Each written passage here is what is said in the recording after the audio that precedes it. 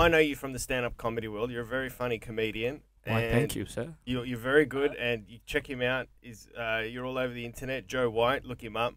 You told me something that scared the shit out of me. You told me that once upon a time when you were a young kid, I'm not sure whether you were in Sudan or Ethiopia, but your mother was, forgive me if I'm crossing the line, but I think you were homeless and your mother had tied you up with a rope and your sister with a rope. You better get to the ending quick, because it make it sound like mum was trying to like feed us to the wolves or something. She tied you and your sister. Well, she was trying to keep you away from the wolves, to use your proverbial speech, because they were trying to keep you away from kidnappers, and you would all fall asleep, and kidnappers would actually kidnap. Can you paint that picture again for us? Because that freaked me the fuck out. Oh, did it? Sorry, man. No, please don't apologize. No. So what happened was, we there was a stage where we were in the countryside, like the countryside of Sudan, and then we, due to our like circumstances there, we had to move to the capital city, which was Khartoum. And when we got there, because we didn't have any. What were the circumstances that moved you from Sudan, where you were living, to move towards the capital? Was it war breaking out, or was it famine, or war? But in our family, not an actual like civil war. So from Ethiopia, a civil war broke out in Ethiopia, and that's what made my mom and dad flee to Sudan. Okay. And then in the countryside, we had a nice place. We had, goats and animals that, we ate, or my dad used to breed and sell. My dad had a job. And so we were a happy family for, maybe like the first 3 years of my life, right? So you're 3 years old at this stage? Yeah, and so when things probably started to go wrong, I was probably around the age of 3. Yeah. And then they went wrong for about a few more years. And then when I say they went wrong, so my dad, due to a house fire, so one of our, we had like house servant, for example. We had one lady that used to take care of the kids or help mom with the kids, and she used to cook, clean, and so we were well off. And then a fire, she had accidentally started a fire in the house. That fucking bitch. Fucking hell. It's all her fault. She accidentally started a fire in the house. And how did she accidentally start a fire? I think she was making traditional Ethiopian coffee. And you have to, the way it's, I don't know if you've had it, but the way it's made, it's very ceremonial. It's incredible. You have to try it. Wait, I have to ask. Press stop. Yeah. Is it similar to Greek coffee, which is very muddy, like at the base? Muddy, like. It's muddy, yeah. It's like a thick paste. At the very bottom? At the bottom, it congeals. At the bottom. Well, that depends. Do you and like? We continually stir it to bring it to the boil, and it froths up. And as it begins to froth up, we stop it, and then it's a thicker liquid. We pour it into a cup, and then it settles down the bottom into a mud paste. And does it come in like small glasses, or? Yeah, small. Close. Yeah, because I'm just thinking there must be similar traits from Ethiopia spanning across into the Middle East and across to Greece back in the day. But anyway, so she was preparing ceremonial Ethiopian coffee. What does that involve? Oh man, let me just get mum on the phone. Look, I can tell you how to enjoy it. Isn't there a Nescafe Ethiopia version? You sit there. The tradition is you sit there, you bring goss, right, and you gossip about people or just whatever, but you have to contribute. And then the person who knows how to make the coffee, which is usually mum, she will make the coffee, she'll pour it, she gives it to me, and I just sit there and contribute with goss. That's the part that I play. So, but I don't know how to make it. Like mum would be, the person to probably to walk you through that process. But this lady was making it and accidentally started a fire, and mum only had a chance to collect. I think it was myself and my older brother that were inside the house, and didn't have much to grab anything else. So that quick. That quick. because the house that we had in the countryside where we lived, it was made out of sticks, but it was like a huge hut. It was huge. Uh, um, and when it caught fire, it was just instant, right? Yeah, it's matches. It's fun. Yeah. So she only grabbed me and my brother. So everything else got burnt in there: jewelry, pictures, birth certificates. Everything got burnt, right? So when my dad came home, he was like, "Well, everything's gone to shits," and we pretty much had to start all over again. And that sent him into a path of, depression and drinking, and he became an alcoholic. And that led to abuse, led to him being physically abusive with my mom. Fully grown man hitting her, trying to, just hit her with his hands, but also with weapons. He just became a really angry alcoholic man.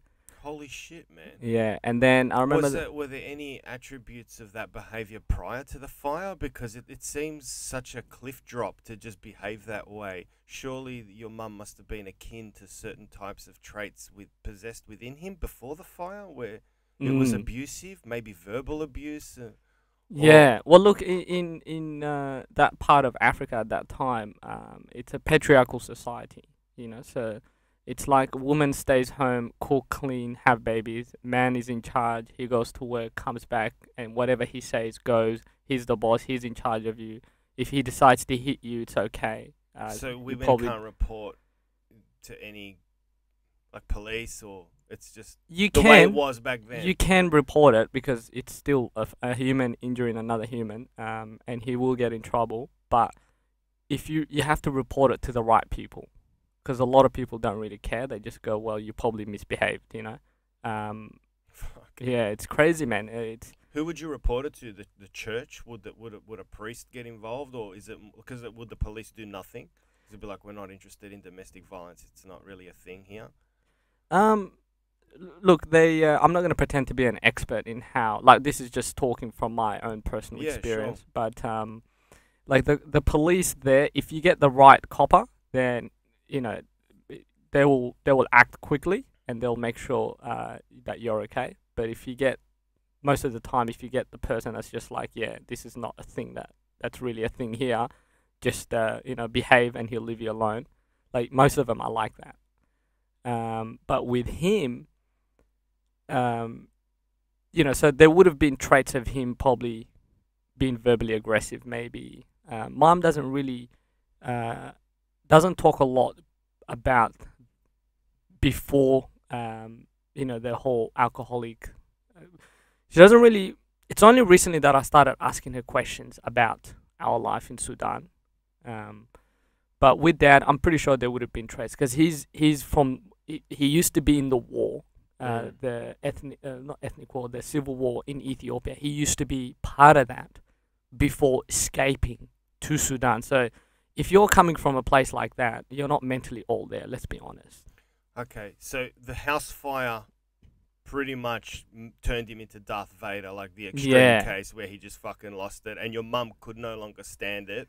Yeah, well, so it's the alcohol, really. Okay. Yeah, because, he became like a very big, he was an alcoholic for sure. Every night he would get, like, mega pissed. And then he'll come home random hours, 1 a.m., 2 a.m., whatever, and he'll just be angry, blame everyone for his problems. He'll blame her. He'll hit her. 1 a.m. we could be asleep. This guy will come into the door and will come through the door, kick the door down, and start, hitting on everyone. And holy fuck. Yeah, so it was one of those. And I would have been around probably 4 or 5 when the madness really started and I started to absorb it. Really? Do you have memories of that? Yeah, 100%, man. Really? When I was probably about 6, 7 years old, my dad used to be the type that would be like, all right, you and your brother are now men. And because you're men, you have to protect the family and the house from people jumping in and breaking into the house. So you need to sleep outside the house. So me and my brother would get a knife each, my older brother, and we would sleep outside the house. So he will take our beds and he'll put them outside the house. And he'll say, you sleep outside. And we're sitting there like 5, 7 years old. And we're going, oh man, I'm shitting my pants right. In a tent? Nah, just outside. exposed to the elements. Fuck. Yeah, so that was my dad. And around when I was probably the first time I got like pissed drunk, I was probably about 6 years old. So my dad would take me to an alcohol house, and he'll be like, "You're a man, you can drink now as well." And he will give me it's called Degga back then, but in Australia, you know, I had Baileys, and I'm like, man, this tastes familiar, and I'm like, holy crap, it was Baileys. So what's it called? Degga. Degga, yeah. So every time I drink Baileys, I'm like, this is the exact, because you know Baileys is like sweet and goes down really easy. Oh mate, it's fucking gorgeous. Yeah. So when I was young, I So was you- smashing that Degga at 6. So you were getting pissed at 6. on Baileys. Yeah. Man, you should have migrated to Frankston. Yeah. It would have been sweet. Perfect I'll be life. right home. Yeah. So I'd get pissed, and then he'd bring me home, and I wouldn't know what it is. Obviously, it's just so sweet, and I'd come home and I'd be drunk and I'd cry because I'm not feeling 100%. And then mum will be like, "What have you done to my child?" You know, and then domestic will start again. I can't believe it that you were 6 years old, sleeping outdoors with a knife, pissed on Baileys. How many 6-year-olds can say that was their childhood? Yeah. Fuck me. Now that you put it like that, I'm like, holy shit! I never really looked at it like Dude, that. What a cooked upbringing, and what a fine young gentleman you've become through Oh, all man, that yeah. turmoil. Thanks to my mum, man. She's a Yes. strong woman. Fucking women, man. They're Yeah. solid as fuck. My mum as well was a huge influence in my life. My father, my poor father, worked in a factory for like 13, 14 hours a day. Yeah. It was my mother that was always there. She worked 8 hours a day, came home and had an invested interest in me. And it was that powerful, strong woman as a presence in the house that made me who I am today. Yeah, So I think I'm in touch with my feminine side because of my mum. that's beautiful. There's man. nothing wrong with that. No, there isn't. You know. So back to your story, man. So this happened at 6, and your mum left. She decided, I've got to get out of here. No, so at probably when I was maybe 7, 8 years old, there was a night where Dad came home really drunk, probably about maybe 2 a.m. in the morning, and we were all asleep. And he woke us up. He was very angry. He had a sword, and he was trying to hit Mum with the sword. A fucking sword. Yeah, like an actual sword. And Oh, she one was, of those curvy ones, nah. You're like a King Arthur sword. yeah, like Really? a long one, yeah. Where the It's- fuck did he get a King Arthur sword in Ethiopia or The- Sudan? This guy in a hut. He had it in a hut. This guy. Do you have cash converters there? Like some fucking knight on drugs sold it. Well, I How don't did know. that Maybe he bought it with him, but I don't even remember it being around the house because otherwise, you know, kids, you would have played around with it. Jeez, that's cool. But yeah, he had that sword and he was trying to hit everyone. And Mum woke up. Mum was screaming, so we woke up from her screams and we were all running around her, and like she was like holding us and trying to protect us from him. And we were running around the bedrooms and hiding behind the bed and under the bed. And he'd be like, "Go back to sleep," to the kids, and we'll pretend to be asleep and play dead or something, you know. And Mum will be screaming, and my older brother, he would jump out of fall off the bed and crawl out, pretend to be like asleep. He would fall off the bed, and then he would just crawl out and went and notified the neighbors of what was happening. And the neighbors called the police there, and the police came instantly. And this is what I remember, right? So the police came instantly, kicked the door down, grabbed him, put him on the floor, got his wallet out, and they were looking at his wallet, and Mum's just holding all of us, like, you know, with her arms, trying to shield us from whatever was happening. And the police go, "Who's this guy?" And she's like, "Oh, that's their dad." And they go, like, "Do you want him?" And she said, "No, he's hurting us. We don't want him." And yeah, never saw my dad again. And that was when I was like probably 7, 8 years old. I'm 35 now. Oh, fucking hell. I mean, we've got great judicial processes here, but how great would it be if the cops just break the door down here for a domestic abuse and go, "Do you want him, sweetheart?" "No." "All right." And you never see him again. Yeah, never saw him again. It was insane. So to this day? To this day, you know, it's only... Wow, you don't know what your father became of to this day? No, but here's the thing. Wow. Here's Did the they thing. kill him? So, we didn't know. Probably, I'm 35 now. Probably at 32, maybe, or 33. Mom. So after. So I don't want to get digressed from. I don't want to digress from how we got to Sudan, and Mum tied us with ropes. I'll and take stuff. you to that. Don't worry. Yeah. Okay. Yeah. Cool. So because after 30 years plus of not being in Ethiopia or seeing her family, Mum decided after we settled in Australia to go back home to try and find her family. Yep. And while she was there, she found our dad in Ethiopia Right. and Okay. made contact with him, and because we thought he was dead, right? We thought they took him and sent him to the war, and he died in the war. But she went to Ethiopia and she found him. This is this is when I was like 32 years old, so like 3 years ago. Yeah. And And so three. My timing could be bad. Maybe not three. Maybe That's a little alright. bit more than 3 years. But yeah, she found him in Ethiopia. He's got another family there, Oh, and he's just chilling. so they castrated him. No, they didn't because he's got another apparently he's got like 4 kids there, and he's still an alcoholic. And she tried really hard to connect him with us and stuff. But Do you have anything to say to him, uh or are you? probably a lot. I have a Yeah. lot to say to him.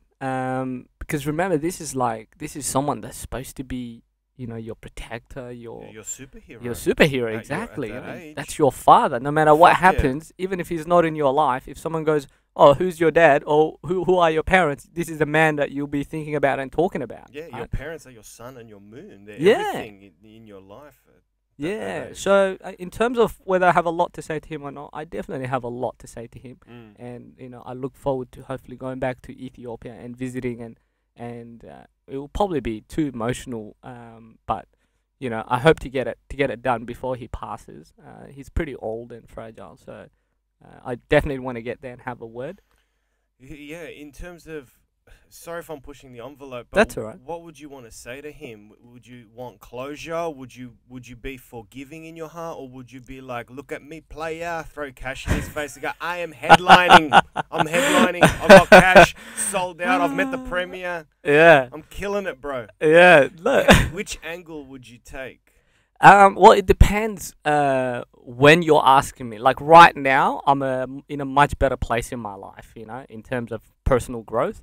So right now, I would definitely wanna just talk to him, and if I was to see him in regard to what I would say to him, I would just ask, what happened, like what happened for you to Yeah, for things to go to go that south. why? Why? What happened?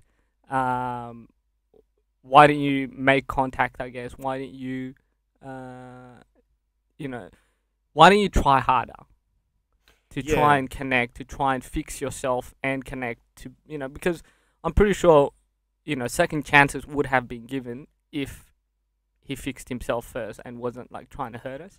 But so why would be a big thing? Why? What I mean, happened? the common theme you've told me is that he was blaming you guys. He was blaming your mum and you and the servant for the circumstances that he was in. So Yeah. he wasn't taking ownership of his own. He wasn't owning his own life and his own. Yeah. So that's why was he such a coward? I guess. Yeah. All those Yeah. questions. And also just like now as an adult, I understand that alcoholism is a disease, and it's a big thing. Like I'm not an alcoholic, so I would go, oh, so why don't you just stop drinking? It's not that hard. But man, it's like now I see it, I understand it. I'm able to read, write, and critically think and make my own, assumption or decision or have my own opinion, I guess, on things. And I've looked into it, and it's a real problem. So now I understand that he's got a disease and still has and can't beat it, even though his life's on the line. He doesn't care. So yeah, they can't stop, man. yeah, so it's like he's got his own demons now. I'm in a better place now, better space with my loved ones. And everything happens for a reason. And if he didn't leave us, if things didn't play out the way they played out, who knows? I might be back home being a bloody goat herder. You never know, man. Instead, I'm here doing comedy, doing things that I love, making people laugh, and my siblings are doing well. They're happy. So thanks for belting up mum, dad, because you sent me to Australia. Yeah, On this huge career. But yeah, I know what you're talking 100%. about, the fragility of life, the chaos theory, like a butterfly flaps its wings and all this shit happens on the other side of the world. It could be, man. It could be like that. Who the fuck knows? Yeah.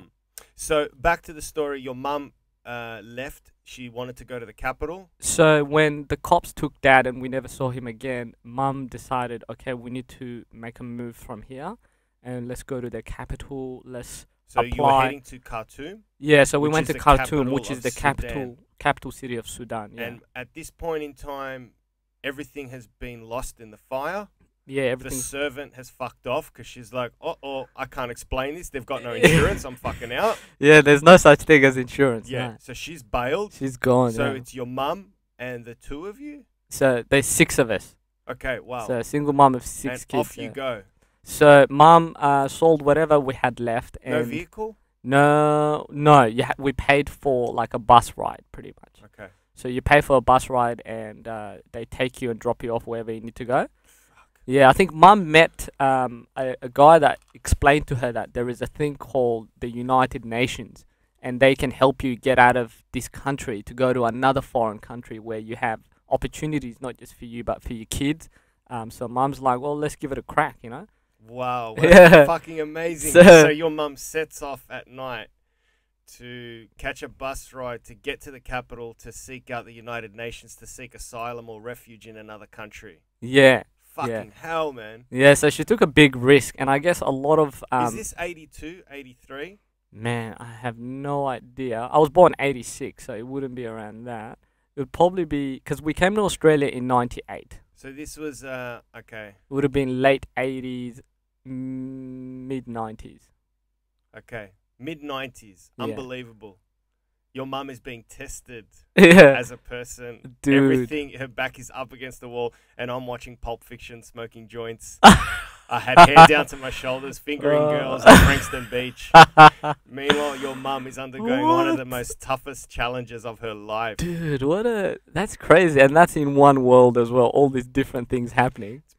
Blissful earth, man. That's Some of crazy. it. That's why I don't complain about my life. No matter how hard it gets, knock on wood. Yeah, I speak to people like yourself and others with fantastic stories, my mum including, having Yeah. come to this country when she was 19 years old. yeah, They're the real challenges. yeah. And I think, anyway, I digress. So your mum sets off at night, all of yous go, and you're leading up to the story when she tied you all up in rope to stop people kidnapping you. Yeah, so we went to we got to Sudan, and we got to Khartoum, and it was just very hard to find accommodation. It was very hard to find a job, and you know, Sudan, it was under Sharia law. It still is, and Can you educate me a bit? Sharia law, is that Man.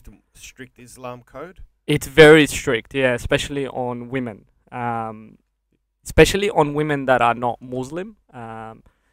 In Sudan, you know, there is like so. If It's a you're Muslim country? Yeah, it's the most Muslim country. If you're not the most Muslim country, I don't have the statistical data to back that up, but it's I thought very Broadmeadows is the most Muslim country in the good. I think it just depends who's got the most amount of mosque. Broady. Whoever's got the most amount of mosque wins. That's the biggest Muslim country. So it's under Sharia law. If you're like a woman, like it gets pretty hard, man. If you're a woman, it's harder for you than it is for men, right? No shit. If you're a woman that's not Muslim, They punish you for that. well, not the system punishing you, but people will frown upon if you're not Muslim because it's mainly a Muslim country. Yeah, so the clergy encourages you to fucking diss on women that aren't Muslim so they can will them across. Well, I don't have the correct backing to go, yeah, you're right. But from what I see, the disadvantages Mum faced as a woman, as someone who wasn't Muslim, as someone who wasn't Sudanese. So we weren't Sudanese. You could tell by just looking at us that we were Ethiopians, and which means you're an out-of-towner. Okay, Right? so the deck is stacked against your mum. Yeah. And that's why she couldn't find accommodation, she couldn't find a job, she couldn't get... And so all these things were... all these forces were conspiring against her. So is that Yeah. where she had to, like, seek refuge on the street? So she was an out-of-towner, a woman, not Muslim, but Sure. also had 6 kids, Yep. right? And remember, we weren't like teenagers. The eldest at the time would have been bloody 13 maybe, right? And a female. So Mum had to really keep an eye on my older sister and do our best to make sure my sisters don't get kidnapped, they don't get raped, which was a big thing, especially if you were so vulnerable, not only to the elements, because we were homeless, but to like thieves, to child traffickers, and so there was many nights where we slept outside the church because we try to sleep inside the church, but they're like, nah, kick them out. So we're like, Why? man, it's just so corrupt over there. So inside the church is like you have to pay money to. Do you have to bribe the priest to sleep in a church? I think it's just because they felt that we were making it look bad because we were homeless kids. They're like, no one wants to see this. When they're trying to pray, kick them out, or no one wants to see homeless people staying inside the church at night, kick them out. That is such an antithesis of the teachings of a dude called Jesus Christ, isn't it? Like Jesus the hipster, who I love, was just like, hey man, just fucking love each other and be kind to one another, and it's so against. Like it's amazing what religion has become. Like it's just so fucking anti. Oh, don't let them in the church. Keep them on the outskirts. It gives us a bad name and all this bullshit. Yeah, and this was coming from the higher powers, man. This was coming from the priest saying, kick them out, right? Yeah, the archdiocese. Yeah, and then we have, but then you have people who are deacons or just members of the church who are regulars that they see the situation of a single mom and six children, and they're like, nah, we got to do something to help them. So I remember this one dude where he would, even though they would go take this food and throw it in the bin, don't give it to the homeless people, he would go, no worries, he'll put it in a rubbish bag and he'll pretend he's throwing it out, but he'll sneak it around and he'll call us over, like he'd whistle and call us over, 6 of us, and we would go, because we knew him, his name is Futsum, we're like, Futsum, and he'd be like, yeah, come over, eat, and he's like, eat quickly before they see us, and we'll start eating all this leftover food, and he used to feed us like that while mum was gone, right? And this guy, he wasn't like rich himself. He had his own family. They lived in terrible situations. He was also in poverty, but he had enough to help, and he was helping with what he can to these kids, right? Now that we're in Australia, I actually tracked him because we lost contact with him for over 12 years. You found Footsie. We tracked him down, and I sent him money, man. I sent him, like, the first time I tracked him down, I think I sent about $1,500, which is like a lot of money for him. That's like he's got a set of grills now. Yeah, it was balling, and all because, you know what? I never forgot, man. That's so beautiful, man. I'm like, I'm going to help this dude when I get out of this situation. And I didn't even know I was going to come to Australia. So when I came here, I'm like, I'm not going to forget. And I'm still sending him money now. So that's great. Yeah, so helping him out.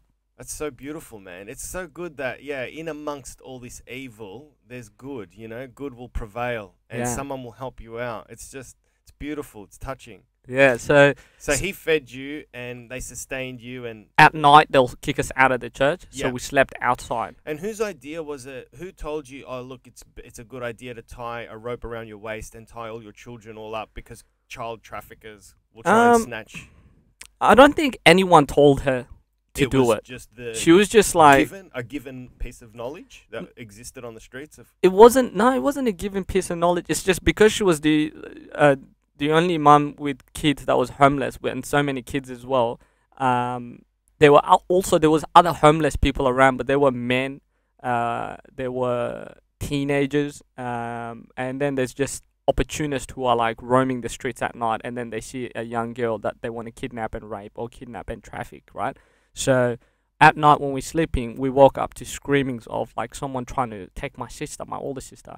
And so we would get up and we would fight them off, and then we would go back to our circle. And mum, obviously, adrenaline rushing, she'll be like, okay, you guys sleep, I'll stay awake and keep you safe. So were you waking up to the tugging of someone trying to... Not me, because... Your sister. My sisters, yeah. Trying to pry your sister loose. Yeah, well, not pry her loose, but this is before the tying of the rope. Just trying to kidnap her, just trying to take her, trying to attack her. And we wake up to screams. So we hear the screams and everyone will be like, wake up, wake up, wake up. And you'll wake up and you instantly have to go into fight mode, or you look at mum, it's fight or flight. So whatever mum does, we do. So if she runs that way, we run that way. If she's fighting, then we all jump in to try and help, right? And so a couple of times I woke up to the screams of like my sister screaming and mum screaming, and so then we know we have to do something because something's happening. And by the time you process it, it's like you're already in it by the time you process what is happening, Because you're 7 years of age now? Around the 8, 9 maybe. Because I came to Australia when I was 11, yeah. you seem like a very well put together human being. Do you have any sort of PTSD from that? Like, does it manifest itself in any way? Like, do you have? No, I don't 'Cause have. that's amazing if you don't. Like, 'cause Yeah. you've come through such a like horrific story, Uh, and there's no. Yeah, I definitely had to. I think we all need coming from that part of that background. I reckon my whole family we need to do therapy, and because there's so many of us, it's gonna be an arm and a leg. Let's be honest. So I love what it. do we have? I swear, man, African communities, you're like wogs. It's like there's 6 of us. We can't all go through therapy. It's too expensive. Choose one. All right, I'll go first. Fucking gold. But we're gonna do it, and I reckon we should. Even if you, that's the thing when you have some sort of when you have traumas that happen to you, and you're like, no, nothing. There's no impact. I'm well put, and then you do things certain type of way, and you're like, why am I doing it that way? Oh no, I don't know. Or why am I repeating the same mistake that's hurting me? And then you're like, maybe this is to do with my past, you know? Yeah. So you have to address it so that you can be better. Why don't you do it?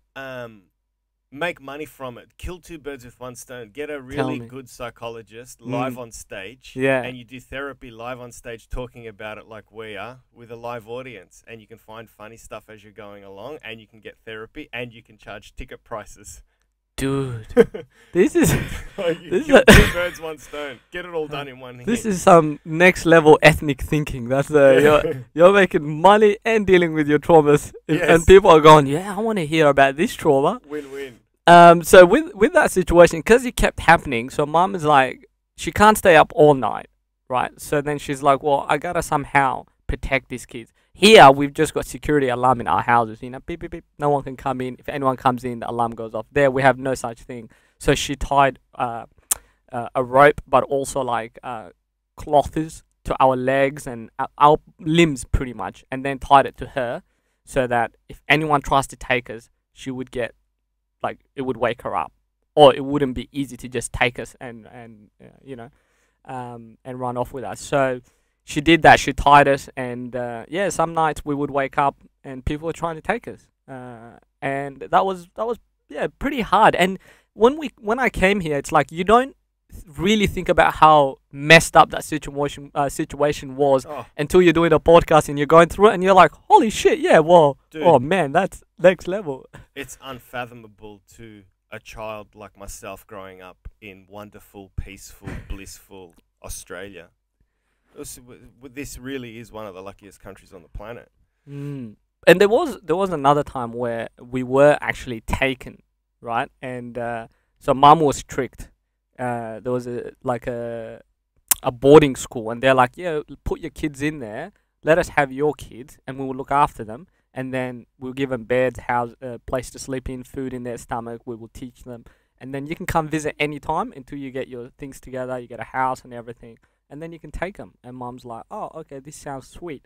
So she put us in this house, and then in that house we were literally getting tortured pretty much. You know, they were starving us. We were sleeping in horrible conditions. They were making us sleep outside. It's like so many times I've slept outside in my life, right? They were making, to what end? Why? so they were making us sleep outside, and then Why though? To what end? What was their objective in this boarding house? Did they want to break you? To what end? Like, what was their aim? they just didn't care, I guess. Were they trying to build soldiers of the future, like strong men or strong men and women? Like, what was their aim? Why? You know, I honestly ask why the question why throughout my whole experiences. I'm like, you know, why did this happen? Why did that happen? So I have no idea why, and I would love to find out why. But it's just one of those where it's a situation we were in. There was a lot of other kids there with no parents as well, and they were all getting put So it's through. like an orphanage. No one was getting adopted from there. Okay. So it wasn't an orphanage, but it was like a boarding school. So it was kids where the government gave the school money to look after these kids. And they were meant to teach you a curriculum. Yeah, so they're meant to teach you, look after you, and then when you're old enough, I guess, let you be on your way. Yeah. But that wasn't the case. And I guess maybe the way I see it is like they wanted 6 of us because it meant a huge lump sum from the government to them, right? So that makes sense. Yeah. So and then once you're in there, they don't give a fuck what happens to you. yeah. Yes. Yes. In fact, if they treat you like shit, maybe you'd run away.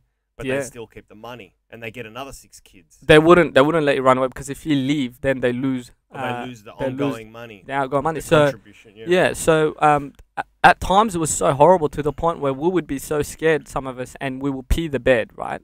And then if you peed the bed, what they will make you do as a punishment is they will make you pee in a bucket, and they will make you drink your pee, to try and teach you never to pee the bed again.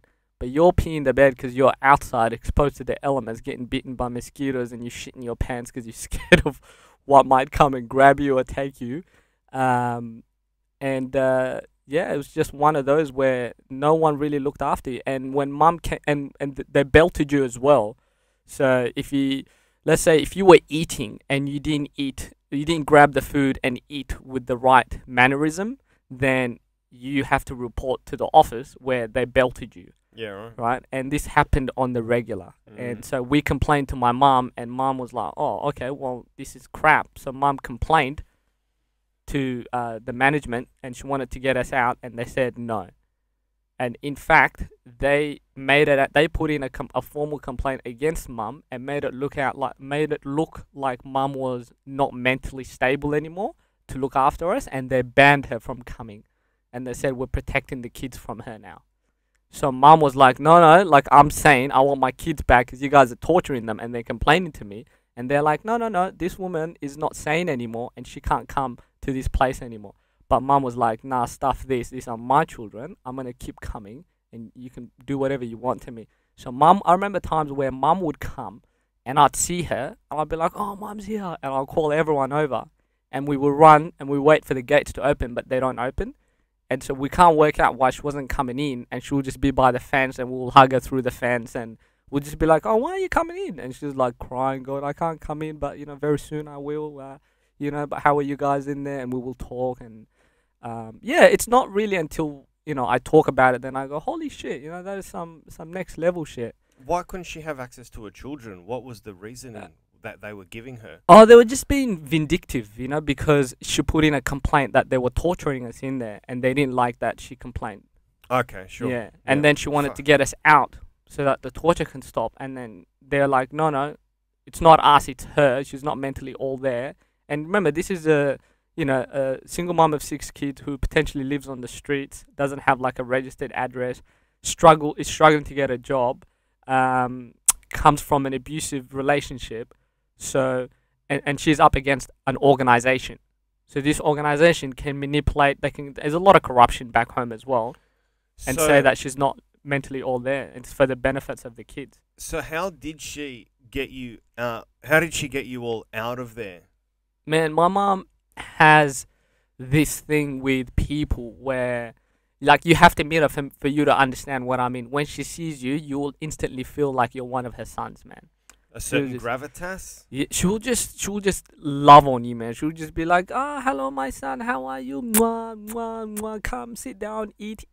How are you? Oh, so thank you for coming to my house. Even though you're that's like... That's my fucking mum. Yeah. That's your mum. Yeah. Yeah, well, there you go. Yeah. And you just go, oh, what's just your balls situation? of love. Yeah. And she showers you with it, and she just wants to... And you'd want to help her. So she found... so she bent them around to her will. Yeah. I guess. Fantastic. So she got you out of there? She got us out of there, yeah. She And in the meantime, while you're incarcerated in there, she's applying through United Nations to get you the fuck out of there. Yeah. Okay, so she gets you out. It marries with her paperwork aligning for Melbourne, or for Perth. Perth, yeah. And you head off Perth to Girraween, which is another suburb of Sudan. If you don't know Girraween, it's a fucking toilet. Or was a toilet. It's getting better. I say that because before I used to go on mining tours in WA, I'd stay there for a bit, and it was dodgy, but... Yeah. I always say, we went from Sudan to Girraween, so one trauma to another. Yeah? Yes.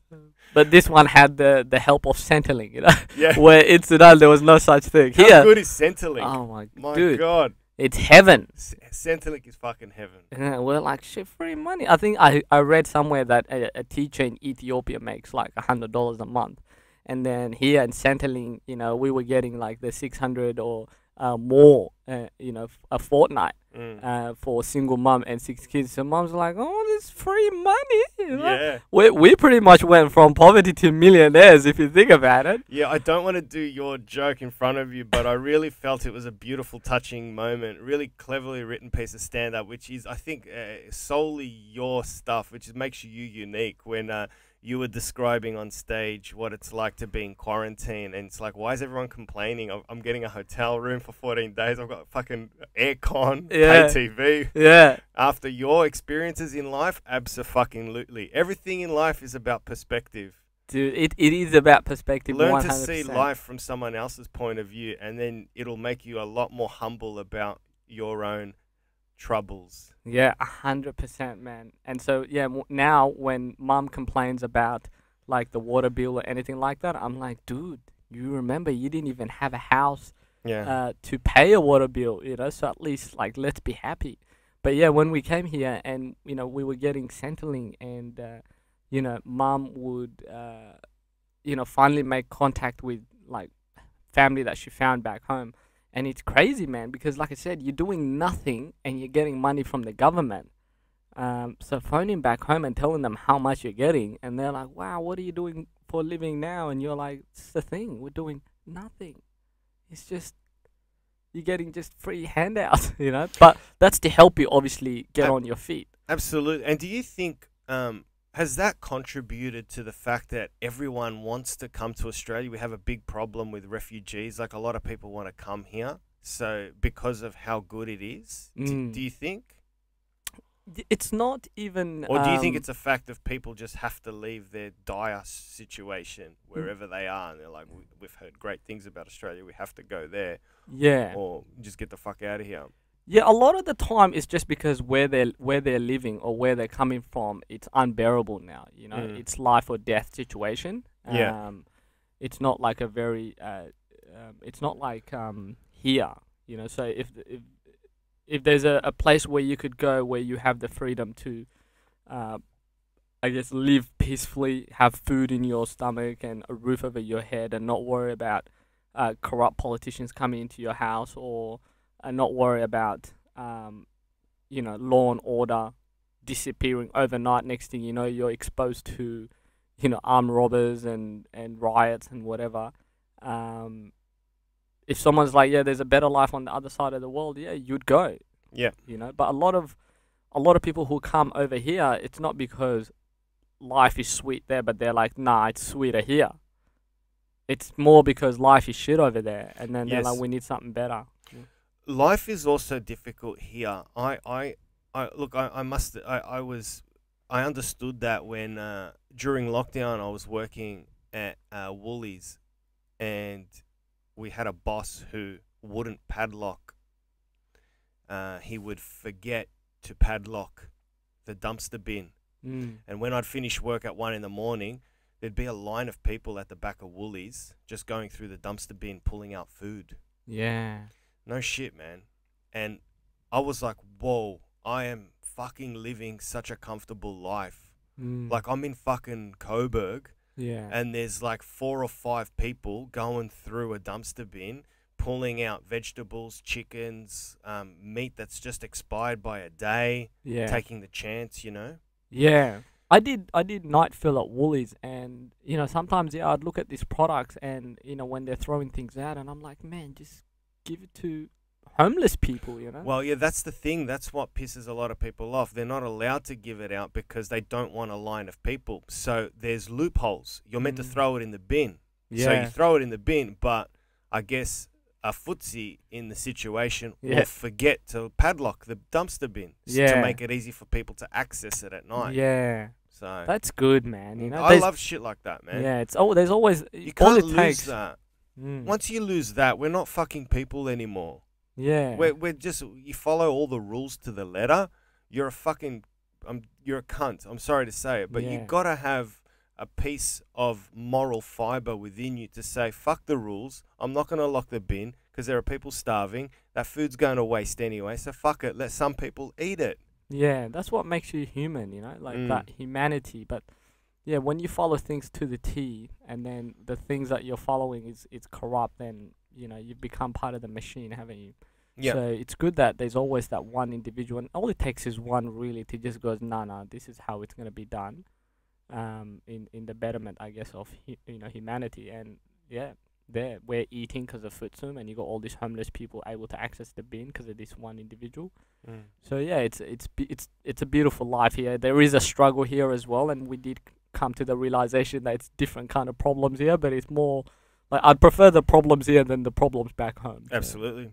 Can I take you back to Ethiopia, the geopolitical landscape at the time when there was a civil war unfolding?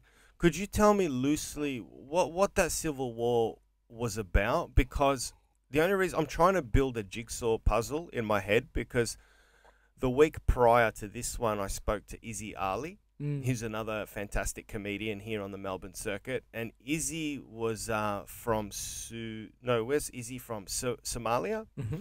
And Izzy was telling me that there was his father and grandfather were off fighting against Ethiopia. Yeah. So I knew there was conflict between Somalia and Ethiopia. So much so that Izzy told me that in the 1500s, the Ottoman Empire gave cannons to Somalia to point at the Ethiopians and kill them, right, for religious warfare. So I'm interested. I knew that there was war between Somalia and Ethiopia, but what was going on inside Ethiopia? What was the civil war about in Ethiopia? Do you know at the time? Well, the civil war. Was it religious based or? So if a civil war broke out in Ethiopia, it wouldn't be like Somalia would not be involved unless. No, I know that, but what was the civil war about in Ethiopia? I would have no idea because I haven't looked into it. But there is a current civil war that's happening right now. Are you serious? Yeah. So fuck. one broke out in November, between the central government and the northern region of Ethiopia, Tigray. So it's always the northern suburbs, man. Fucking northern suburbs, just full of wogs and degenerates. Fucking hell. So and people are and saying, what are the northern suburbs of Ethiopia doing? What do they want? Do they want a military coup? They're the one that's getting ethnically cleansed. Oh shit! Yeah, so they're getting. So the central government. Yeah, because it's like who are they ethnically cleansed? Aren't they all Ethiopians? Nah, because that's the thing with Ethiopia. It's got like, I'm pretty sure it's got over. Firstly, there's like 96 or 104 million people in Ethiopia. Is that your population? Yeah. Holy fuck, we're 23 million. Yeah. So that's what we have in Ethiopia, and there is, I believe, over 400 dialects. Wow. And I'm pretty sure there is. Oh man. We have two, English and Bogan. Right. And I don't know how many tribes there is, but there's quite a few. But the main tribes, like I think the Oromo tribe is about 30% of Ethiopia, and then you've got, so they're the biggest, 30%. Okay, so it's not a religious. It's not a issue. religious, no, it's a tribal. tribal, yeah. See, it's not hard to understand when you just think about that the indigenous Australians had over 232 dialects in Australia. You see a map of indigenous Australia, and it's completely decompartmentalized into certain tribes. Yeah, and so I get that. Yeah, so there's the tribal. So I think the way the government, the governing of Ethiopia, so you've got each region is governed by its own tribe, and then you have the central government, which is everyone votes for central government, which has the best interest of all the tribes, right? But sometimes the individual that's in charge on the central government, that individual might be from that tribe, but he's supposed to be central, but he may have like conflicts of interest because he's from that tribe, so he might favor that tribe by, let's say, cleansing a different tribe that has conflict with that tribe. Man, it sounds like a fucking horrible game of musical chairs for power. It's crazy. There's too many people, not enough chairs. Yeah, it's crazy. Like, how can you unify? How can they unify Ethiopia under one? Yeah. Like, what does it need? Do you know what I mean? Like, well, people are saying stop the ethnic governing and have like, or the tribal governing and have like one central government, but then it's like I think that when that was trialed back in they call it derg, which is I think it was in the 1980s when it was like that, when it was just one government. I don't think it was good even then, and a civil war broke out then, and that was the civil war that sort of forced my mum and dad to leave Ethiopia. And then the war, I guess when that happened, they went into ethnic governing of their own, or tribal governing of their own region. And when you do that, everything on TV, from what I've heard, is in the language of that region. So it's really easy for propagandists to be on that TV to sort of get you to think a certain way or be a certain way, right? And so now so the northern region of Ethiopia, which is Tigray, and the central government, since they started clashing, on both sides you can find one person that says, not that person is heavily wrong and they deserve this, and then on the other side the same person, well, from a different tribe but has the same mentality. So it's like never ending. And yeah, it's definitely something that's impacted people here. Like, I know people here that are good friends from the two different tribes, and all of a sudden they're not talking anymore, and they're enemies. Even I get people in my DM going, why are you speaking about this or speaking about that? Why are you standing up for these? And if you don't, it means you're part of these. But I'm like, no, I'm for Ethiopia as a country to do better, so the Horn can do better, so Africa can do better. How many people in Ethiopia see it the way you see it? How many people in Ethiopia see your vision of one Ethiopia, one unified Ethiopia leads to each unified country being one greater continent in Africa? Are you a minority still?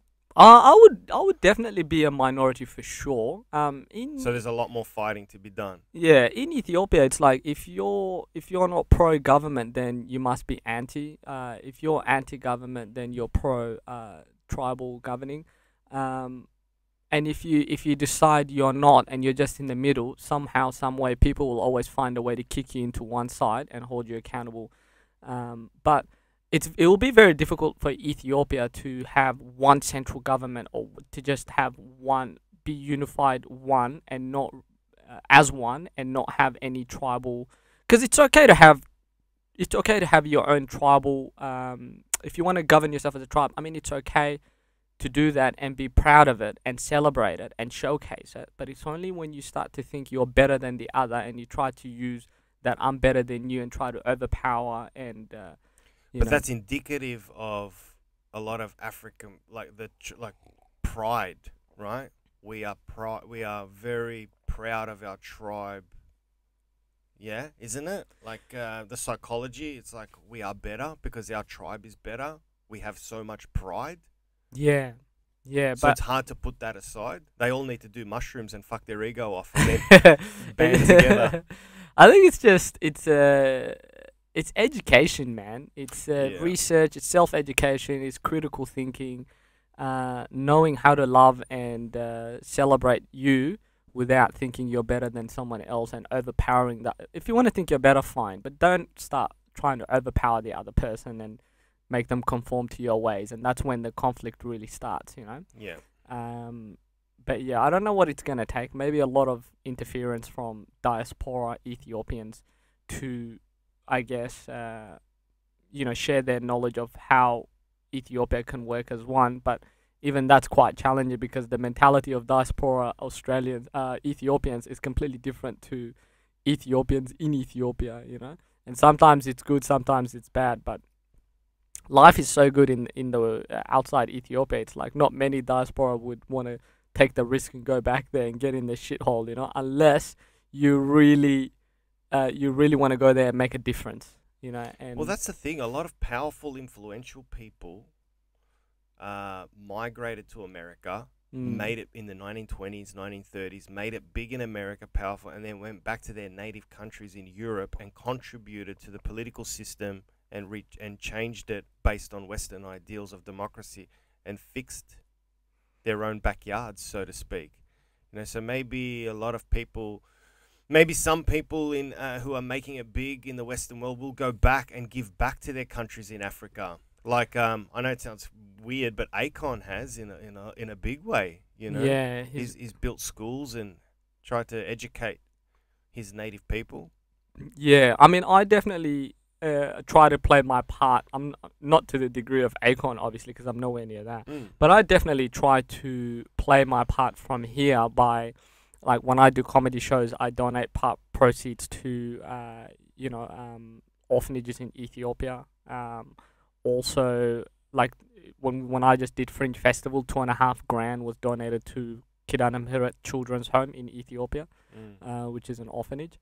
I try to play a part where I am influencing, you know, my African people to do better and to look at things from a way that sort of not only puts them in a better position and in a position where they're living their purpose and they're doing good for them and their whatever community they're in, but also that when they do get to that position and they're able to give, that they also pass it forward and help, you know, another fellow African and so on and so on.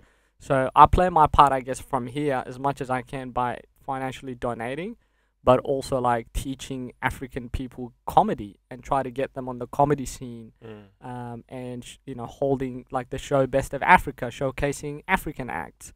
Yeah, so I try to play my part. I try to self-educate myself a lot on Africa, but I don't speak on it, on what the problem is and how we can fix it like I'm an expert. It's just from my own personal experiences and knowledge. It's beautiful. I think stand-up will be important in the future. A lot of historians will look back on stand-up comedians to take the pulse of what was actually happening at the time. Yeah, yeah. Look, what I love about stand-up is because I grew up very quiet. Like, you know, when you're not sure of your surroundings, especially coming to, like, in Sudan, a lot of my surroundings was chaos, man. So it's like I didn't say too much. If anything, I just listened and did what mom said so we can get out of it, right? And then when I came here, yeah, it was a safe environment, but that took a while to sort of understand that it is a safe environment, you know? So I didn't really speak as well. I'm like, man, if I open my mouth and say the wrong thing, maybe they'll get so pissed off and ship us back, you know? And I don't want to... Maybe that's your PTSD manifesting itself. You reckon? Well, yeah. I mean, you were scared to act in case the action caused the consequence you saw it unfold when you were a kid in your native country, so you just shut the fuck up. Yeah. So I didn't say too much growing up, and then now, yeah, as a comedian and in the public eye, you know, I have a lot to say, and a lot of the stuff that I say is about our life in Sudan, but also our life here, and, you know, transitioning to the Australian way of life. And so, yeah, my comedy is very personal to me. That's what I like about it. That's why, that's what I enjoy. When I see you, I feel like I'm seeing Joe White. I'm getting to know you, and they're my favorite comedians. Yeah. I love Jerry Seinfeld and all that, but I don't know anything about Jerry. My favorite comedians are ones that bear a bit of their soul as they're making you laugh along the way.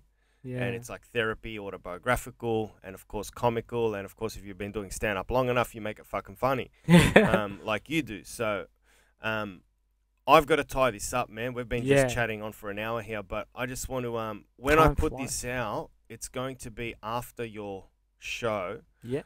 But I'm sure you'll be doing it across several festivals and people can still catch you. So definitely. Yeah. Tell us a bit about it before we go. Best way to probably reach me is on my socials. So Instagram is Joe White _official. And then Facebook, Joe White Comedy. I've got a YouTube channel as well. People can look up. But also you can, if you don't have social media, you can just Google www.joewhitecomedian.com and we'll take you to my page, and that's how you can get a hold of me. So yeah.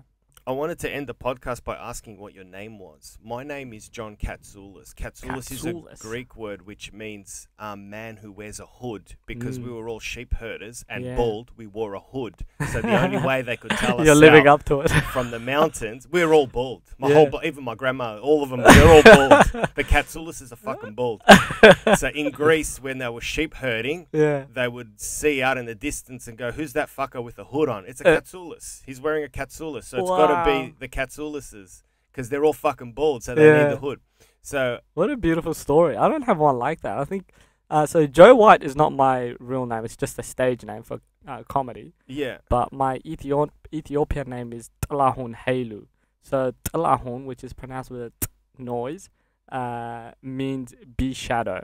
Tla is shadow, hun is bee. So Tlahun. Bee shadow. Yeah, or it's like Shadow of a bee, a buzzing bee. nah, just like be someone's shade. Oh wow. Yeah, so it's like Like a guardian. yeah, Protector? you're like there's like a lot of meanings like that. You're like that bed that people come to lay on after a long day of.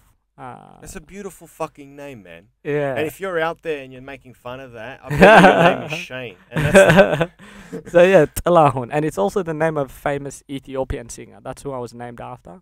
right. Yeah. And your surname? Hailu, my dad's last name. Do you know what Halu means? The derivative? Well, Hailu, so Hayele, is like strong. Tigrinya, so it's from the northern region of Ethiopia. So, yeah, so my dad's from Adwa, which is in the northern region, and my mom is from Gondar, which is the Amhara region. So currently the two conflicts are between those two as well, the civil war. Wow. Yeah, so with Hailu just I'm not 100% sure, but it just means strength, from what I gather. All right. So, shadow, strength. Look at that. It's a fucking Call of Duty name. That's a hardcore motherfucking name. Shadow, guardian, strength. How many kills did you get on COD, man, with that name? That's awesome. I know. I should go play it and have that name. What does that in Greek? That in Greek means no. Yeah. Kind of derisory too. Like fuck off. Yeah. Do you want to come, man? Come. Let's go. Let's go out, man. Let's go. It's like fuck off, be gone. Yeah. No. It's or means no. Yeah. Yeah. You gotta nod, like wiggle your head though. Or better to lift your eyebrows as you say. So Yeah. That's a bit creepy. yeah, it's like fuck off. No. What about yes? Nah, we don't have one. Oh, you don't. We don't do that at all. We click. It's like, is this yours? Yeah. Or if you wink at someone, it means what's up? No, not really. Not No? even. It's like no. It's like you're looking at a girl going, "What are you saying no for?" No. That's just weird. No. So yeah, it's Yeah. interesting. It's been fun, man. Thanks for whenever someone asks me to come and do a podcast or to come and have a chat, I guess to me it means that you have that this person thinks you have something cool to say and they want to hear it. So yeah, thanks for inviting me to come on, man. Appreciate it. My pleasure, man. Come back anytime. Joe White, thanks very much, bro. Thanks, brother. See ya.